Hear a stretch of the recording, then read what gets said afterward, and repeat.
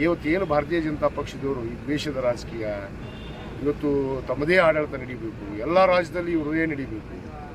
ಇವತ್ತು ಇದನ್ನು ಮಾಡುವಂಥ ಉದ್ದೇಶ ಏನಿತ್ತು? ಇದರಲ್ಲಿ ಏನೇನೂ ಇಲ್ಲ. ನೇರವಾಗಿ ಗಣಹೊತ್ತ ರಾಜ್ಯಪಾಲರು ಇದರೊಳಗೆ ಭಾಗವಹಿಸುವಂಥದ್ದು ಅವಶ್ಯಕತೆಯೇ ಇರಲಿಲ್ಲ. ಅದಕ್ಕೆ ಒಂದು ಕಾರ್ಯಾಂಗ ಇದೆ. ಕಾರ್ಯಾಂಗ ಆದಮೇಲೆ ಅದು ನ್ಯಾಯಾಂಗ ಅನ್ನೋದಿದೆ.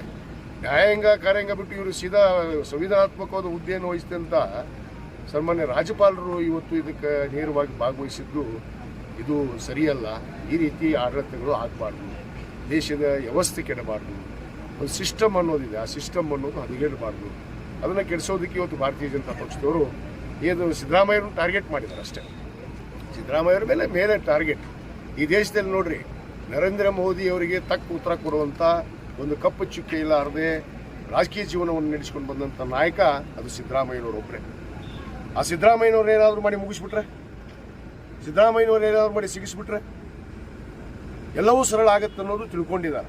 ಅಷ್ಟು ಸರಳ ಅಲ್ಲ. ಆದರೆ ಆ ನಾಯಕರನ್ನ ನ್ಯಾಯಯುತವಾಗಿ ಎದುರಿಸಲಿ. ಅವ್ರ ಮೇಲೆ ಆರೋಪ ಇದ್ರೆ ಯಾವುದಾದ್ರು ಒಂದು ಹುಡುಕಲಿಲ್ಲ ಇವರು. ಯಾಕಂದ್ರೆ ಇವ್ರು ಭಾರತೀಯ ಜನತಾ ಪಕ್ಷದವ್ರು ಗೊತ್ತೈತಿ, ಒಬ್ಬ ಮುಖ್ಯಮಂತ್ರಿ 14 ದಿವಸ ಜೈಲಿಗೆ ಹೋಗಿ ಬಂದ.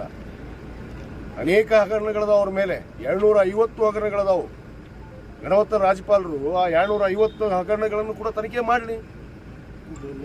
ಜೊಲ್ಲೆ, ನಿರಾಣಿ, ಯಡಿಯೂರಪ್ಪ, ವಿಜಯೇಂದ್ರ ಎಷ್ಟು ಕೊಡಲಿ? ಕುಮಾರಸ್ವಾಮಿ ಅದೇ ಮೂಡದಲ್ಲಿ ಇದೆ. ಕುಮಾರಸ್ವಾಮಿ ಜಮೀನು ತಗೊಂಡನ. ಮತ್ತೇನು ಕೊಟ್ಟನ? ಮೈಸೂರಿನಲ್ಲಿ ನಾನು ವಾಸಿ ಅಂತ ಕೊಟ್ಟ. ಇವನು ಮೈಸೂರು ವಾಸಿನ ಕುಮಾರಸ್ವಾಮಿ ಇವತ್ತು ಕೇಂದ್ರ ಸಚಿವ ಅದಾನಂತ ಅವನು ಬಚಾವ್. ನಿರಾಣಿ ಮಾಜಿ ಮಂತ್ರಿ ಅಂತ ಬಚಾವ್. ಶಶಿಕಲಾ ಜೊಲೆ ತತ್ತಿ ಮಾರಿಲ್ಲ. ಸಾಕಾಗಿಲ್ಲ? ಇಂಥ ಒಂದು 100 ಹಗರಣಗಳದಾವು. ಅವನಷ್ಟು ತನಿಖೆ ಮಾಡಲಿ. ಅವ್ರು ತಾಕತ್ತಿದ್ರು ಭಾರತೀಯ ಜನತಾ ಪಕ್ಷದವರು. ನರೇಂದ್ರ ಮೋದಿಯವರು ಈ ದ್ವೇಷದ ರಾಜಕೀಯ ಏನು ಮಾಡ್ತಾ ಇದ್ದಾರೆ ಈ ದೇಶದಲ್ಲಿ, ಇದು ಸರಿಯಾದ್ದಲ್ಲ. ಇದು ಒಂದು ದಿವಸ ವ್ಯವಸ್ಥೆ ಬರೋದೆ, ಅತ್ತಿಗೊಂದು ಕಾಲ, ಸೊಸಿಗೊಂದು ಕಾಲ. ಕಾಲಚಕ್ರ ತಿರುಗ್ತಾ ಇರುತ್ತೆ. ಇದೇನು ನಿಲ್ಲಲ್ಲ. ಇವತ್ತು ನೀವು ಮೇಲೆ ಕೂತಿರ್ಬೋದು, ಒಂದು ದಿವಸ ಮೇಲೆ ನಾವು ಬರ್ತೀವಿ. ಅವತ್ತು ನಿಮ್ಮ ಪರಿಸ್ಥಿತಿ ಏನಾಗುತ್ತೆ ಅನ್ನೋದು ನೋಡ್ಕೊಂಡ್ರೆ ದೇಶದಾಗ ಈ ರೀತಿ ಇದನ್ನು ಬಂದ್ ಮಾಡೋದು ಒಳ್ಳೆಯದು ಅಂತ ಹೇಳಕ್ಕೆ ಇಚ್ಛೆ.